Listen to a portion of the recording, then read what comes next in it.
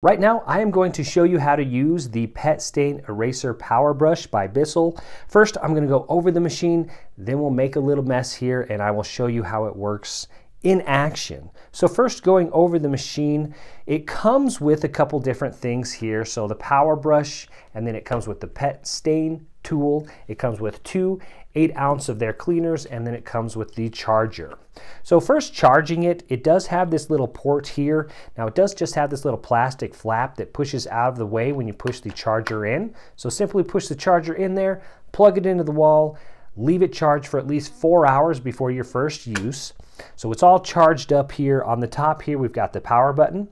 We've got the spray button, which sprays water out of this nozzle right here onto your stain, and it gets that solution on there with the water so you can get it soiled and ready to clean.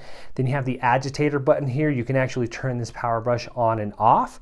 So it would be nice, you know, if you've cleaned everything, you scrubbed everything, you don't need the brush on. You can turn the brush off and then just suck up water.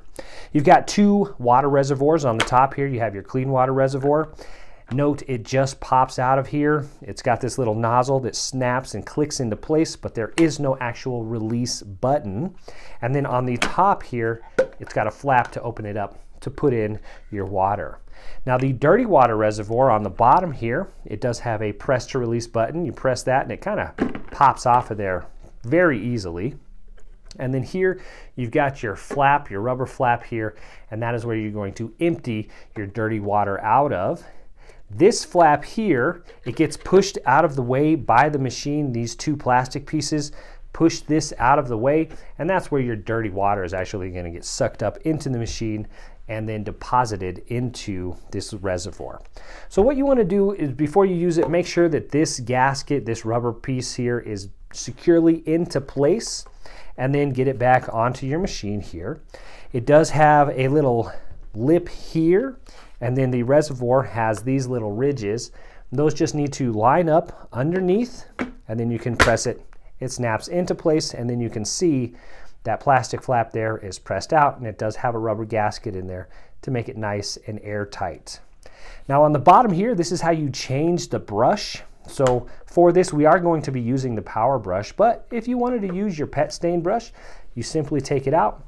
There is a little cylinder here, and this just needs to line up with your brush.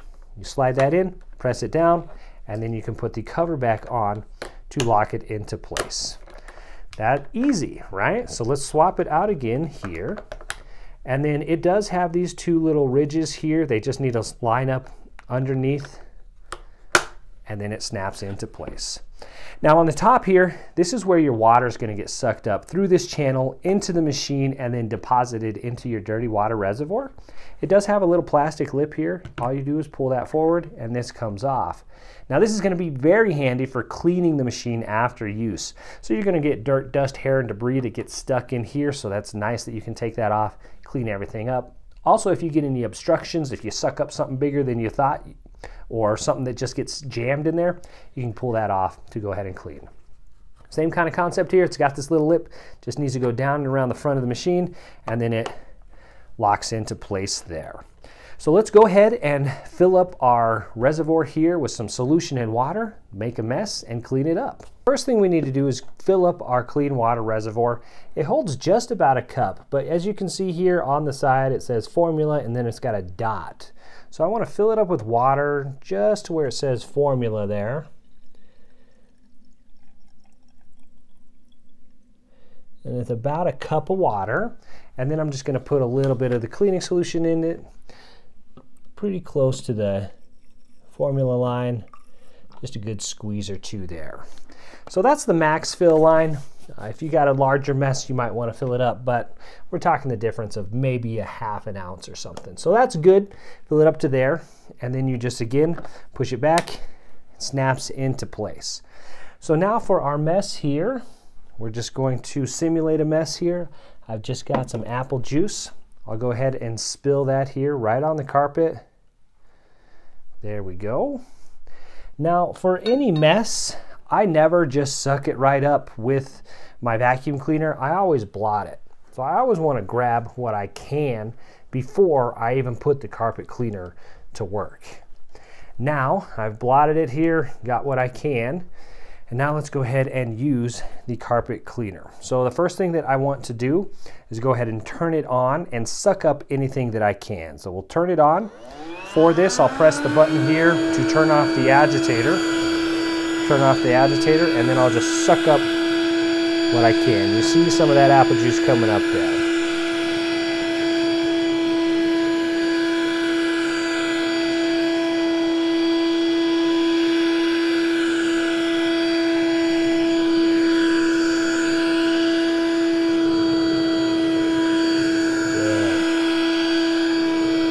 Kind of press it down into the carpet, lean it forward, and let it suck up that juice there. Okay, now I'm going to go ahead and push the spray button and spray some of the cleaner onto the carpet. There we go.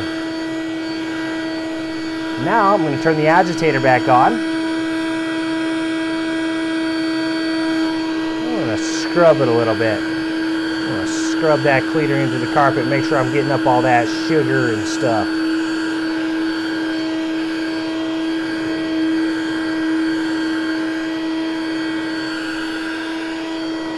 Again, scrubbing it, pushing it down into the carpet, suck everything up. Now you can see with that cleaner in there, it's coming up, it's nice and clear. It's got the bubbles there with the cleaning solution. And the cleaning solution does smell very good.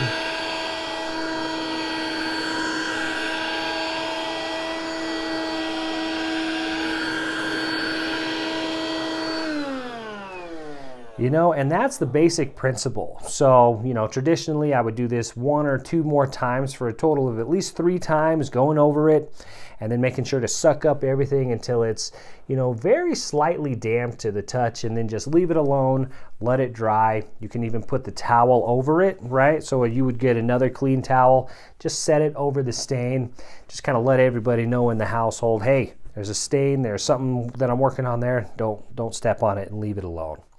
So now it's time to go ahead and take everything off here. So of note, there's some important things. When using the machine, you either want to work it and use it in this position. You can tilt it forward a little bit. So this position here or this position here. These are the only 2 positions you want to use it in. Do not put it on its side. Do not put it upside down. Bissell says to use it in this position or this position only, no other positions. Now, when you are taking off your dirty water reservoir, you want to make sure that it's vertical in this position here. You can see the dirty water there, and there's a max fill line here of your dirty water as well. So as you can see, remember that flap is open there. So if you try to empty it or take it off in this position, you're going to spill water all over the place. So hold it up in this position, press the release button, and then there you go. You've got your dirty water reservoir. You can go ahead and dump that out, clean it out, flip open that flap, squirt water in it, and then you can clean it nicely. And then again, you can pull out your clean water reservoir, and then you can take off the front cover there, and you can clean that down. So I won't insult your intelligence. You can go ahead and clean that on your own. Another thing of note, never squirt any water on this part of the machine. It is an electronic machine, so you don't want to be squirting water in there. You don't want to have this upside down and squirting water in it or running the faucet under it. You want to take this all apart, rinse these pieces over here separately, and then for this piece, you want to take a clean towel and just scrub all of that stuff down. If you see some hair, dirt, dust, and debris in there, you just want to wipe it out with the towel. You don't want to run any water onto this because it could get into your motor. It could actually destroy the machine.